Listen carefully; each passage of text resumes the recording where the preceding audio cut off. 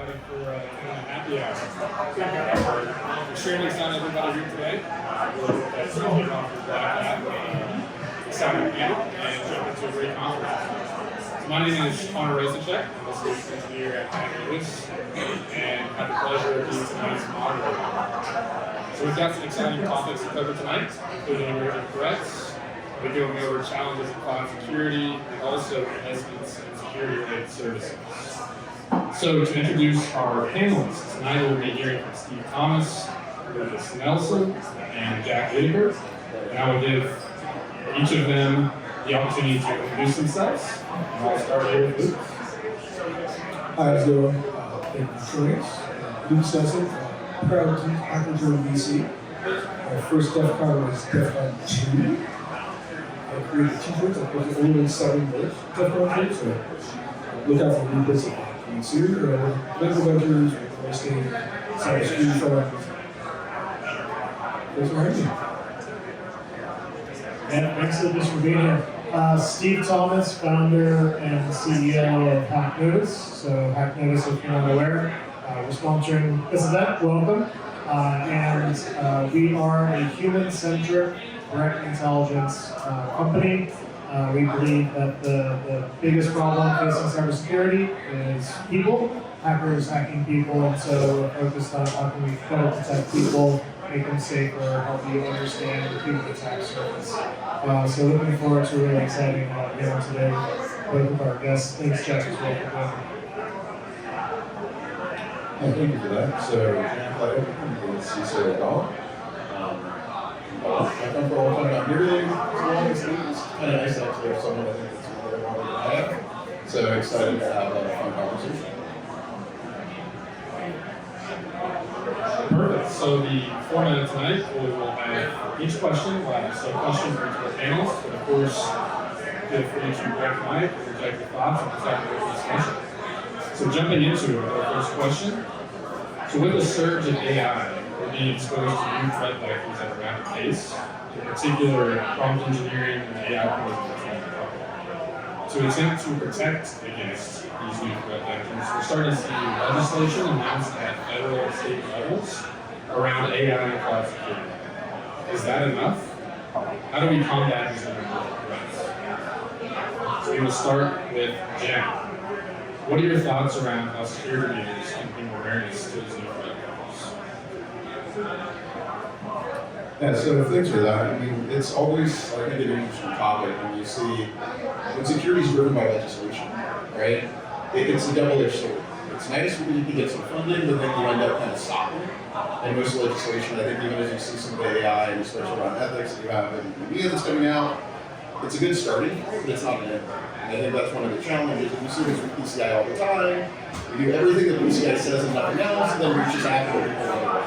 So I think that's one of the big areas of like, how do we make sure we're staying ahead of it? We understand the risk. It's great we have visibility, but we don't want to be using that as a roadmap. That's all we're going to do otherwise.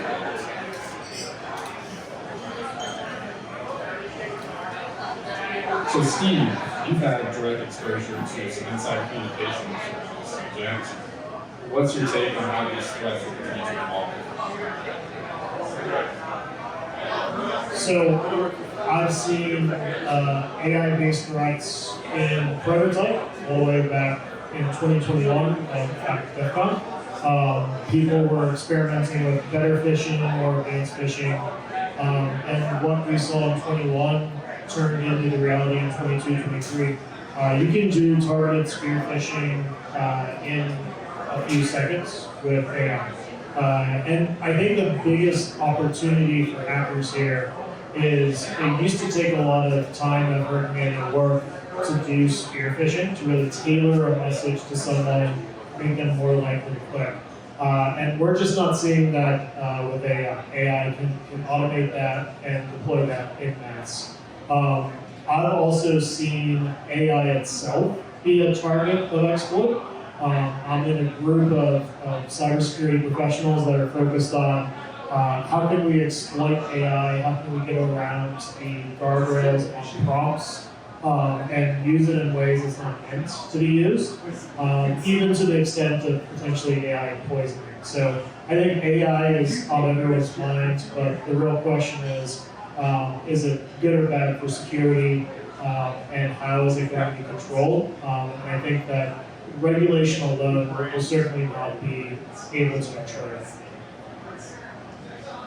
Thank you, Steve.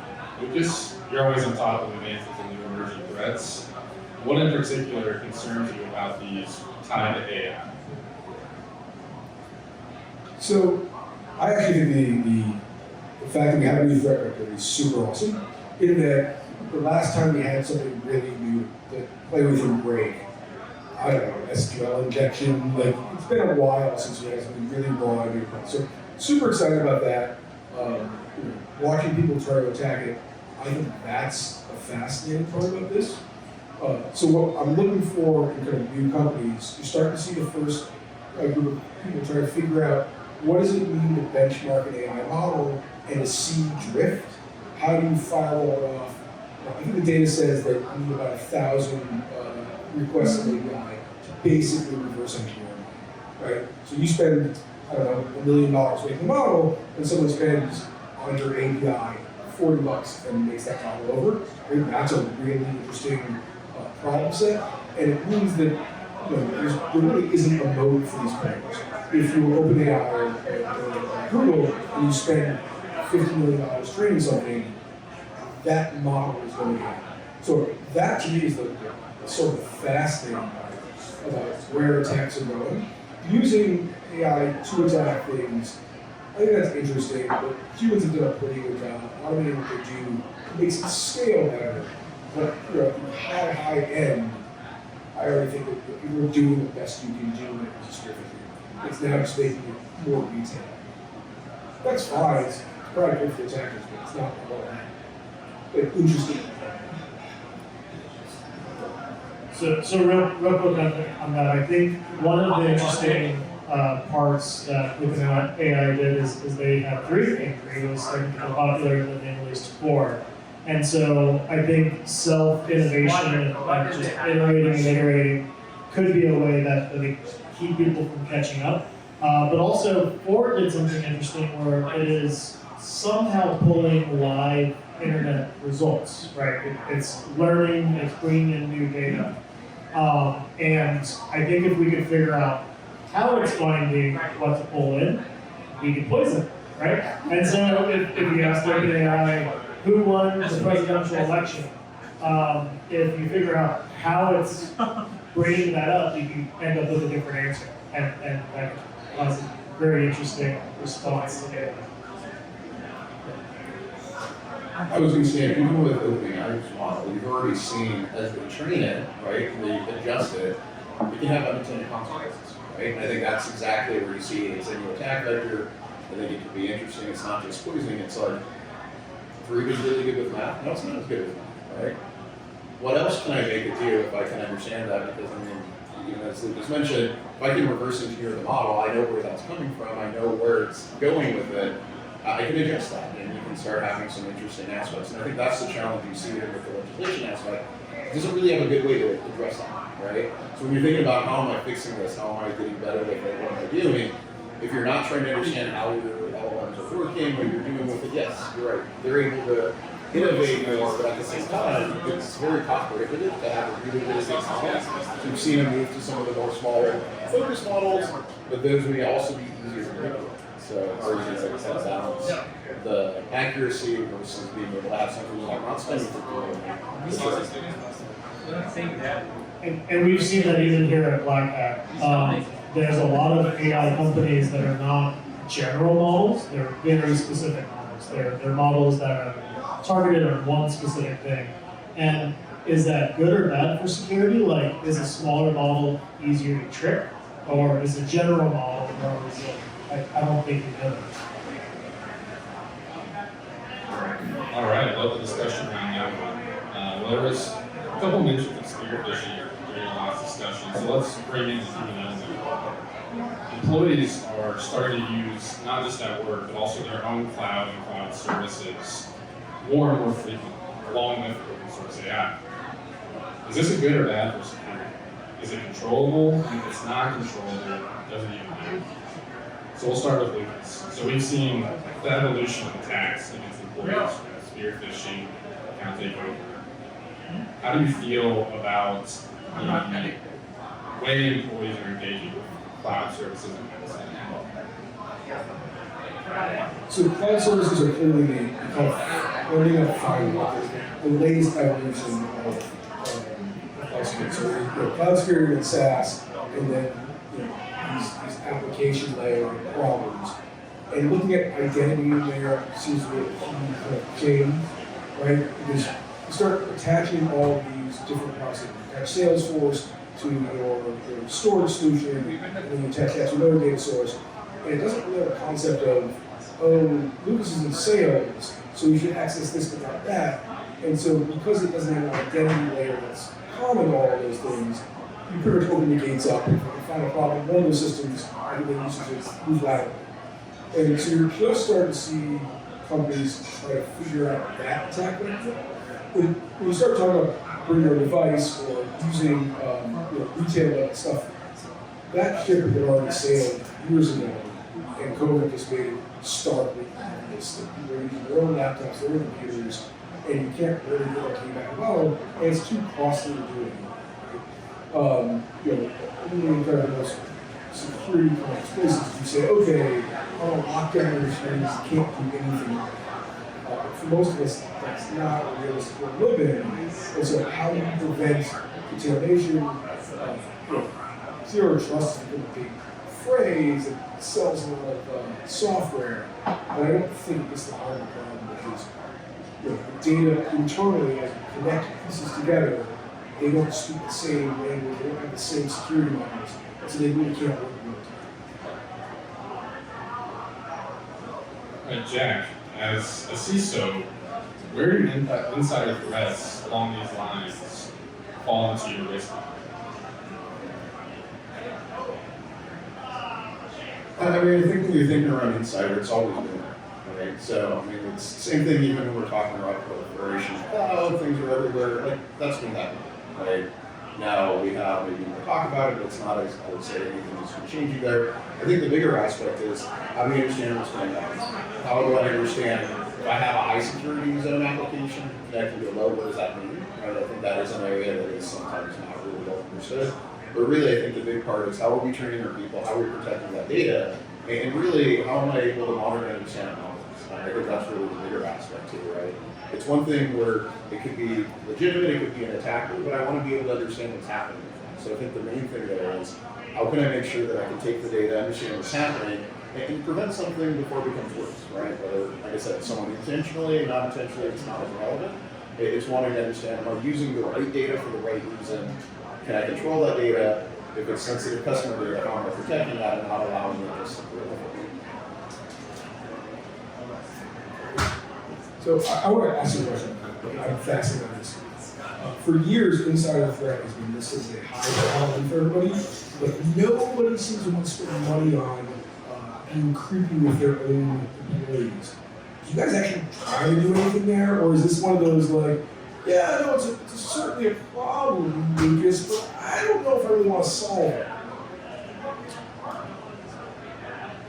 You're right.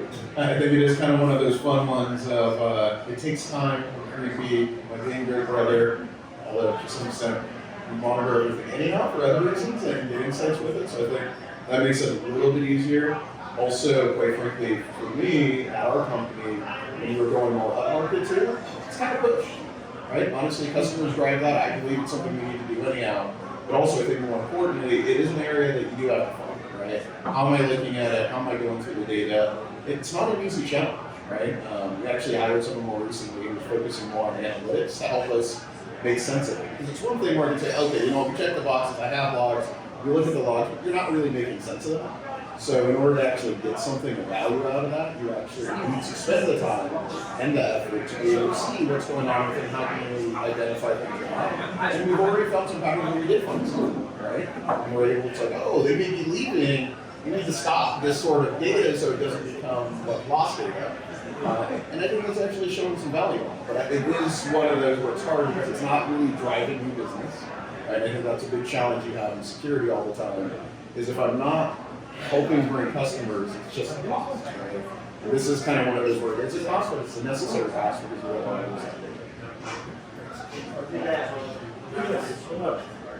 Steve, so building on that a little bit, you've seen high visibility to many attacks against employees.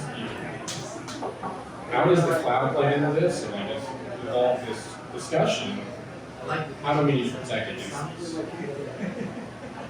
So back to your question on insider threats, I think one of the things we've seen is that if you blacklist every service, you're just making a black market for services, right? And so employees are going to use whatever makes them most productive. We've seen it highly regulated, like stock traders.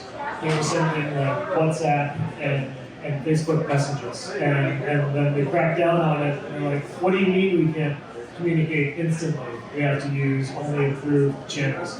I think if you're too restrictive, you're just going to have all of your employees using their own services. I've been at companies that are like, you can't use Slack, and we're like, great, this is called secret Slack, and we're going to use it anyway.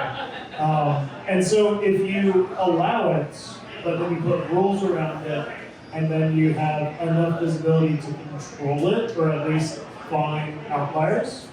Like we use Salesforce, but if someone all of a sudden starts downloading a lot of Salesforce data, and they've been unhappy, like we can detect it, right? If we didn't use Salesforce, our employees are going to use it anyway, and we can't detect it. But from an attack vector perspective, employees are attacked all the time. One of the biggest pieces of attack data that's trafficked is personal information. Knowing who your employee is, where do they live, what's their phone number, or what's their LinkedIn. And these attacks are now happening through corporate email, right? Business email compromise is a big problem, but if you know enough, you can go through LinkedIn, or Twitter, or Facebook. And so the attack vector can very well be outside of your control. And so I think that we need to focus on training the employee to be a part of the solution, helping them understand that they are under threat. And to, as much of an extent as we can, expose them to the reality of security. I think if you have every employee be a little bit more paranoid about their actions online, then you mitigate a lot of these attacks that like harsh controls and strict regulations can't do. All right, so let's change gears a little bit for the last question. So, security incidents, as we know, are hugely impactful to startups, medium-sized businesses, and small businesses alike. But when defense strategies can be extremely expensive, when is the right time to put more effort into security? Right, that could be personnel, tooling, external services, know-how, and so on. So, especially when we see things like the SEC requiring larger public companies to disclose, how do we react as small and medium businesses and navigate these different challenges? So start with Steve. You founded and been an integral part of multiple different startups. What's your take on this?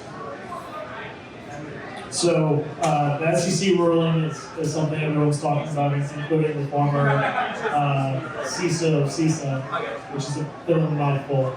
But I think the SEC ruling is great. It's embarrassing that the U.S. still does not have a nationwide breach disclosure law. Every state has their own law, and some states pretty much don't even have a breach disclosure requirement, and they advertise that. They say they're good for business, and so you don't have to disclose. So with rules and regulations about how large businesses handle security, it's obvious that large businesses need to handle security in a certain way, right? There's regulatory bodies that are telling them what to do, what not to do. Running a small business, or even a medium business, is the Wild West. If you truly care about security, you do security by design, and you say, hey, I'm going to make sure that everything we do is security conscious, all the code we write is aware of security pitfalls, we train employees to be aware of security attacks against them, and so you build your company security plan, right? But not every business can do that. Not everyone has some expertise, and budgets really get tight. So I don't know a single answer to when companies should be investing in security, how they should be investing in security. It's a gamble. If you don't do it, you maybe save some money and some time. If you do it, then you maybe save yourself the cataclysmic event of the data breach. There's a lot of rules. Like IBM knows how to do security because they're big and they have all these rules. But on the pop shops, it's the Wild West. So Lucas, as an investor in the cyber market, what do you expect from companies that you see in regards to security investments? And how have you seen them handle it when it becomes time to invest? Yeah, so early stage, we're trying to stay alive. So SOC 2 is probably the only thing you really pay attention to. It's really for sales.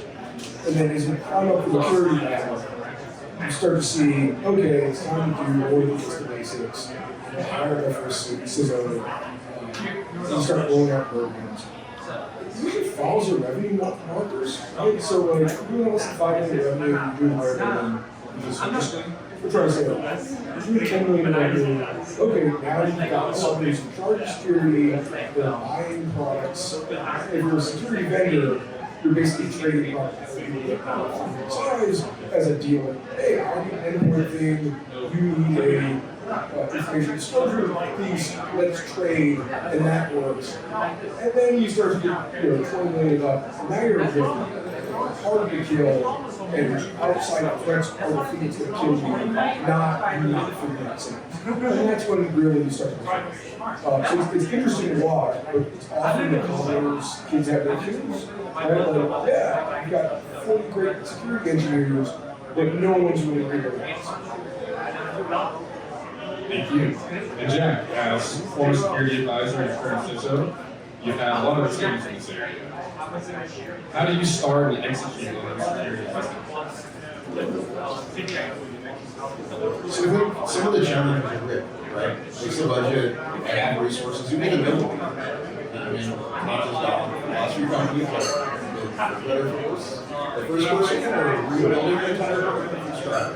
I think it starts with what should we address, right? I think too often, if I try and put an IBM model for a series of needs in a company, it's idiotic, it's not going to work, it's not going to go well. So a lot of it is, what do we need to do? How am I going to protect it? And how can I be creative? I can say the last 3 companies, the programs are built actually all do something different. We had different threats, we had different maturity level, we had different areas we need to protect. We really, like, once you start getting over training, we got something to lose. Like if I'm a series of a company and I'm worried about whether or not we can have something that people are going to buy, probably not going to be there, but then you're kind of handling that with you deal with your tech later. So really the big focus here is how can I understand what that is? And then you have a security layer that's going to be creative to sell it back to the business. And quite frankly, a lot of that goes into what type of business are your customers started by this? I would say if you're in retail, probably not as much of a concern outside of getting caught with PCI and losing some data, that's not the end of the world. If you're dealing with enterprise companies, it's a much different story. Right? If I have a big customer and I lose their data, they're not just gone, they're going to take all their friends with them. Like, that's a huge impact on business. And I think for me, I've been looking at a place where I can quantify things a bit more that I couldn't in the past. So, because we are a data company, we track everything and so I can actually sell a market without security. And when I started a couple of years ago, it's like, no, we can't. We can talk around it. It's not a big deal. Maybe we're over-exaggerating. It's like, hey, it's in all the calls. Like, win rates are so much higher with security systems out, so I think that this year, it's an easy. Right? So I think if you're able to find that nice niche, where we're not just protecting against the unknown security, we're showing we're helping to drive business and revenue. At least for me, that's where it gets a bit more exciting, and you don't get as much pushback, right? Then it's not, hey, I need $100,000 for a firewall, and I have to quantify it against some crazy idea. What may or may not happen. It's like, look, I want to get these 10, 14, 15 companies. These are the things we're going to need to do. This is the team I need to be able to do it. This is the maturity we need to do. This is what we have to have in the contract. That's a much different experience. So a quick follow-up on that. We talked about insider threats. Do you find that insider threat versus the outsider threat changes as you mature? Because if you're 20 people in a room and your lead engineer downloads all your source code and runs, that's a pretty big threat. Versus as you get larger, maybe the outsider threat can have more impact. I don't know that I would say completely changes, because honestly, if you're a 20-person company, you don't have as much service. Like, I think that's really what it comes into. And you see a lot of companies struggle sometimes because they're changing, right? If I'm a Series A company, I care about things in a certain manner. It becomes a little different when you start getting to C. So, yeah, it's a little bit of a different threat there. Right? Having someone that's going to run out with all my source code, probably detect it a bit easier. It changes, but I still think that it's a really valid threat that you can't ignore, right? Because ultimately, in the end, if I lose my data of my customers, I still lost the business, right? Still have to disclose it, still have to talk about it. We're going to lose business, we're going to have a big impact with it. So it's being able to understand what's going on with it. I think the other thing that's important is you have to update it, right? Like, what was really important a couple years ago, basics are still important, but things change a little bit, right? I think AI has made it where things are a lot faster. Remember back in the day, it's like, oh, full time, as long as I can detect something within a few days, I'm really good. That's a really bad metric, right? So I think being able to update it is key, and understanding your business and what's there, and do I have enough protection around it? I think the biggest thing for me when you think about it, if you look at a kill chain, you don't just want to put everything in one area, right? And you talk about is it inside or not inside, I think that's fantastic. How am I doing across people, process technology, and how am I improving? And I think that's the way I look at it.